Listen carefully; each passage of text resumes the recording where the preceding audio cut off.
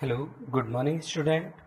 कैसे हैं आप सभी स्टूडेंट्स? कल हमने कूलाम के नियम तक आपको पढ़ाया था और आज हम शुरू कर रहे हैं हमारा नया टॉपिक जिसका नाम है आवेश का क्वांटीकरण या परमाणुकता। ठीक है, आवेश का क्वांटीकरण या परमाणुकता बहुत एक छोटा सा टॉपिक है और आसान टॉपिक है। इसमें क्या है, किसी भी आवेशित कण पर आवेश पूर्ण मान के रूप में हो सकता है लेकिन भिन्नात्मक रूप में नहीं हो सकता है। कोई भी आवेशित जो कण है उस पर आवेश कितना होता है ये तय करता है आवेश के क्वांटीकरण का सिद्धांत। और इसमें क्या बताया गया है कि किसी भी आवेशित कण पर आवेश एक पूर्ण मान के रूप में होता है लेकिन वो भिन्न के रूप में नहीं होता है। जैसे हमने एग्जाम्पल ले रखा है कि आवेश जो Q है वो किस रूप में हो सकता है, plus E plus minus E plus minus 2E plus minus 3 and so on. लेकिन किस रूप में नहीं हो सकता, ये देखिए मैंने इक्वल नॉट इक्वल का साइन लगाया है। क्यों does not equal plus minus E upon 2 plus minus 3E upon 2 plus minus 5E upon 2। तो छोटी सी डेफिनेशन और आसान डेफिनेशन है, आई होप इसे आप आराम से कर लेंगे। अब हमारा नया टॉपिक और ये इंपॉर्टेंट टॉपिक है एप्सिलॉन नॉट का आंकिक मान। इंपॉर्टेंट टॉपिक है एप्सिलॉन नॉट। क्या है ये? वायु या निर्वात की वैद्युतशीलता। इसका मान कैसे निकालते हैं? देखिए कल हमने कूलाम के नियम में बताया था, जो नियतांक आया था, कांस्टेंट जो आया था, उसकी वैल्यू कितनी थी? 1/4 पाई एप्सिलॉन नॉट। उसकी वैल्यू कितनी बताई थी हमने 9 × 10⁹ न्यूटन मीटर स्क्वायर पर कूलाम स्क्वायर। ठीक है, तो यहां से हम ट्रांसफर कर देंगे, एप्सिलॉन नॉट को यहां पहुंचा देंगे और इसको नीचे ले आएंगे। तो एप्सिलॉन नॉट यहां अकेला रह गया। एप्सिलॉन नॉट की वैल्यू कितनी हो जाएगी, कितनी रह गई यहाँ जब इसे नीचे ले गए? 1/4 पाई इंटू 9 × 10⁹ तो ये जो इसका मात्रक था न्यूटन मीटर स्क्वायर पर कूलाम स्क्वायर, वो भी क्या हो जाएगा? उल्टा हो जाएगा। और जो किसका मात्रक बन जाएगा?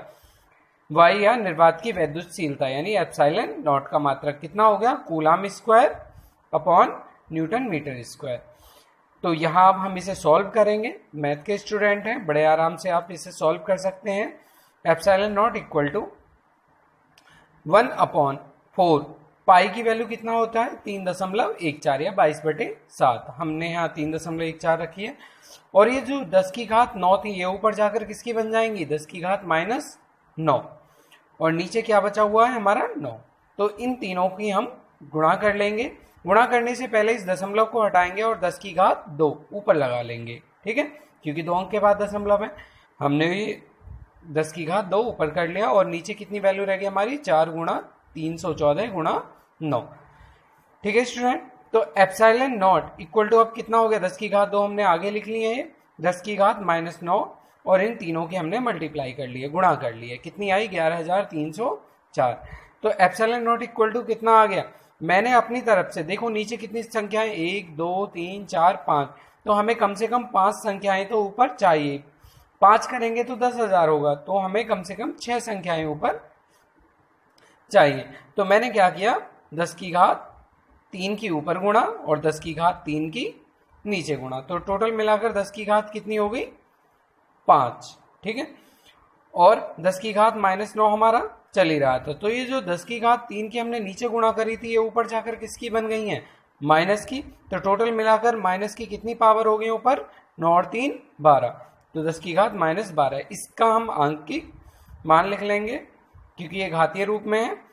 तो 1 2 3 4 5, 5 0 1 के आगे लगी हुई है, काई धाई सैकड़ा हजार 10,000 लाख, यानी 1 लाख को हमें डिवाइड करना है 11,304 से।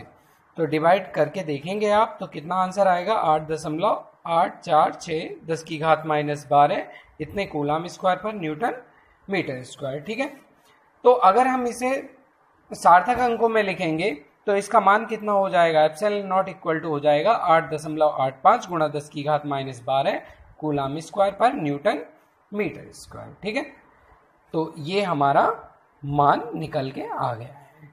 ठीक है स्टूडेंट, अब अगर आपको एप्सिलॉन नॉट, क्योंकि मात्रक तो मैंने बता ही दिया आपको कूलाम स्क्वायर पर न्यूटन मीटर स्क्वायर, अगर आपको इसकी बीमा निकालनी है तो मात्रक से ही आप बीमा निकाल सकते हैं। कूलाम, कल हमने कूलाम किसका मात्रक है? आवेश का। और आवेश की बीमा कल हमने आपको निकलवाई थी, कितनी थी? 80। तो 80 का स्क्वायर अपॉन न्यूटन। न्यूटन किसकी बीमा, न्यूटन किसका मात्रक है? बल का। और बल की बीमा कितनी होती है? ml/t-2। मीटर किसका मात्रक है? लंबाई का। और उसकी बीमा कितनी होती है? l। तो l की घात 2। तो नीचे टोटल l के कितने हो गए? 1 घात ये 2 ये, टोटल मिलाकर l की कितनी घात होगी? 3। ठीक है स्टूडेंट, l की 3। t की कितनी है? -2। और m की कितनी है? 1। ठीक है, 1 है। ऊपर जाएगी, जब हम इन्हें ऊपर लेके जाएंगे तो माइनस वाली जो घातें हैं वो प्लस की हो जाएंगी और प्लस वाली जो है वो माइनस। तो m की घात -1, l की घात ये प्लस की 3 है, ऊपर जाकर ये किसकी बन जाएंगी? माइनस की 3। t की घात 2 पहले से हैं, 2 ये यहाँ से माइनस की ऊपर जाकर प्लस बनी, टोटल मिलाकर 4 और a स्क्वायर। तो ये आपका एप्सिलॉन नॉट की बीमा निकाल दी हमने। ठीक है स्टूडेंट, नए टॉपिक पर चलते हैं। नया टॉपिक है हमारा विद्युत क्षेत्र। इंग्लिश में क्या बोलते हैं इसे? Electric field. ठीक है, विद्युत क्षेत्र क्या है? देखिए, पहले मैं इसकी डेफिनेशन आपको बता देता हूं। किसी आवेश या आवेशों के समुदाय के चारों ओर का वह क्षेत्र जिसमें किसी अन्य आवेश को लेने पर उस पर आकर्षण या प्रतिकर्षण बल का कार्य करता है, विद्युत क्षेत्र कहलाता है। देखिए, ये परिभाषा मैं यहाँ से आपको इस डायग्राम से दिखाता हूँ।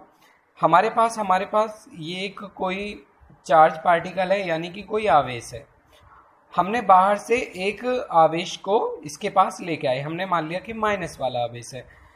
तो जैसे ही हमने ये माइनस वाला आवेश यहाँ था, तो तब तक तो कुछ नहीं था। जैसे ही हम इसे खिसकाकर यहाँ लेके गए, तुरंत क्या होगा? जो प्लस वाला आवेश है इस माइनस वाले आवेश को खींच लेगा।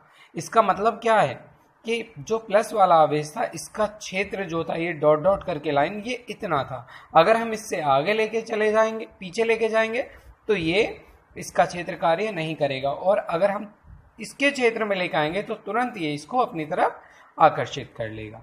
ठीक है, इसी प्रकार अगर हम प्लस वाला यहां रखा था तब तक कुछ नहीं था, जैसे ही हम यहां पर लेकर आए इसने तुरंत इसको वापस कर दिया यहां से, क्योंकि प्लस वाला आवेश प्लस वाले आवेश को रिपल करता है, हटाता है।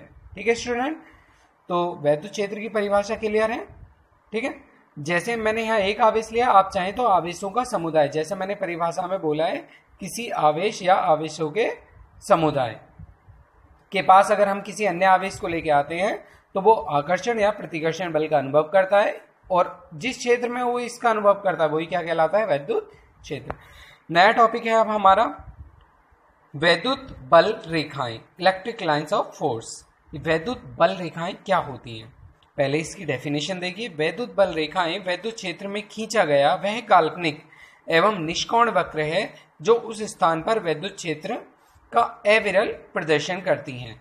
देखिए, विद्युत बल रेखाएं विद्युत क्षेत्र में खींचा गया वह काल्पनिक, काल्पनिक मतलब कभी जब विद्युत क्षेत्र में रेखाएं निकलती हैं वो हमें दिखाई नहीं देती, केवल हम उनकी कल्पना मात्र कर देते हैं। निष्कोण, ये कोई कोण भी नहीं बना के चलती हैं। ठीक है, और ये किस रूप में चलती हैं? एक वक्र के रूप में चलती हैं। ठीक है, तो विद्युत क्षेत्र, विद्युत बल रेखाएं विद्युत क्षेत्र में खींचा गया वह काल्पनिक एवं निष्कोण वक्र है जो उस स्थान पर विद्युत क्षेत्र का एवरेल मतलब कंटिन्यूअस, लगातार प्रदर्शन करती रहती हैं। तो जो विद्युत बल रेखाएं हैं वो धनावेश की कैसी होती हैं? देखिए, हमेशा ये धनावेश है, इससे जो विद्युत बल रेखाएं निकलती हैं उसे हम तीर के निशान लगाकर बाहर की तरफ निकालते हैं। और ऋणावेश की विद्युत बल रेखाएं कैसी होती हैं? वो तीर का निशान जो होता है उसे हम अंदर की तरफ लगाते हैं। अगर हम इन दोनों का संयोग कर दें तो बल रेखाएं यहाँ से निकलेंगी और यहाँ माइनस पर चली जाएंगी। तो ये हमने बनाया डायग्राम। तो ये देखिए, प्लस वाले आवेश से धन रेखा बल रेखाएं निकल रही हैं और कौन से पर जा रही हैं? माइनस वाले आवेश पर। ठीक है स्टूडेंट, तो ये कैसा आवेश होगा? धनावेश तथा ऋणावेश की संयुक्त बल रेखाएं हैं, ये जो मैंने आपको खींचकर दिखाई हैं। ये हमेशा प्लस वाले सिरे से चलती हैं और किस पर पहुंचती हैं? माइनस वाले सिरे पर। ठीक है स्टूडेंट, तो आज के लिए बस स्टूडेंट इतना ही। ठीक, क्योंकि मैं छोटे छोटे वीडियो बनाऊंगा, उसी में भेजूंगा। कुछ बच्चों की प्रॉब्लम है कि उनके पास इतना डाटा नहीं हो पाता है, तो आपको ये फेयर कॉपी में कर लेना है काम, और मैं इसकी अभी फ़ोटो भी आपको डाल दूंगा। Okay student, thank you.